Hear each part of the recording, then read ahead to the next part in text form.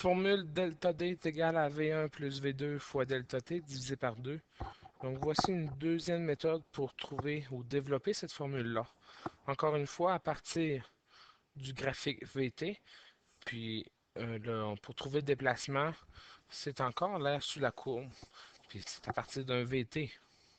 Donc l'air sous la courbe d'un AT donne autre chose. Ici, ce que je vais faire, c'est que je vais séparer l'air sous la courbe comme étant un rectangle et un triangle. Donc, il va falloir additionner mes deux choses. Donc, le déplacement est égal à l'aire du rectangle plus l'aire du triangle. C'est égal à la base fois la hauteur pour l'aire du rectangle. Donc, la base est ici. Donc, c'est delta t. J'ai ici la hauteur du rectangle qui vaut V1. L'aire du triangle qui est égal à une demi-fois la base fois la hauteur. Donc, la base, c'est encore delta t. Et la hauteur, il faut faire attention ici. La hauteur, c'est ce morceau-là ici, qui n'est pas V2. V2, c'est du point ici jusqu'au point 0. Donc, la hauteur du triangle, c'est V2 moins V1.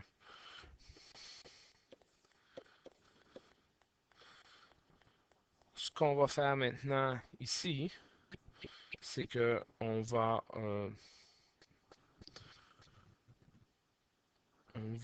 mettre le, le terme qui est ici sur le même dénominateur en demi.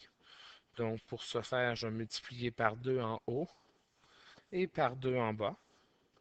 Donc, 2 divisé par 2, ça fait 1. Je n'ai rien changé. J'ai juste admis ou mis des demi. Plus une demi. Et qu'est-ce qu'on va faire? On va distribuer le delta t. Donc, le delta t fois le V2 et le delta t fois le moins V1. Donc, une fois qu'on distribue ça ici, ça me fait V2 delta t moins V1 delta t. Et le tout est sur 2, une demi. Donc, on peut voir que je suis en train d'additionner des demi avec des demi. Donc, on peut tout mettre ça sur le même dénominateur. Donc, j'ai 2 V1 delta t plus le 1 qui est distribué ici, mais qui change absolument rien. 1 fois quelque chose, ça va faire le fameux quelque chose. Donc, j'ai V2 delta t moins V1 delta t ici. Ce qu'on peut faire ou ce qu'on peut remarquer, c'est que j'ai des termes semblables. Ici, j'ai 2 V1 delta t. Ici, j'ai moins 1 V1 delta t. Donc, 2 V1 delta t moins 1 V1 delta t. Il me reste V1 delta t plus V2 delta t. Et le tout est divisé par 2 encore une fois. Et puis, qu'est-ce que j'ai de commun dans mes deux morceaux? J'ai le delta t et le divisé par 2, la 1 demi, qu'on peut sortir. Donc, j'ai 1 demi.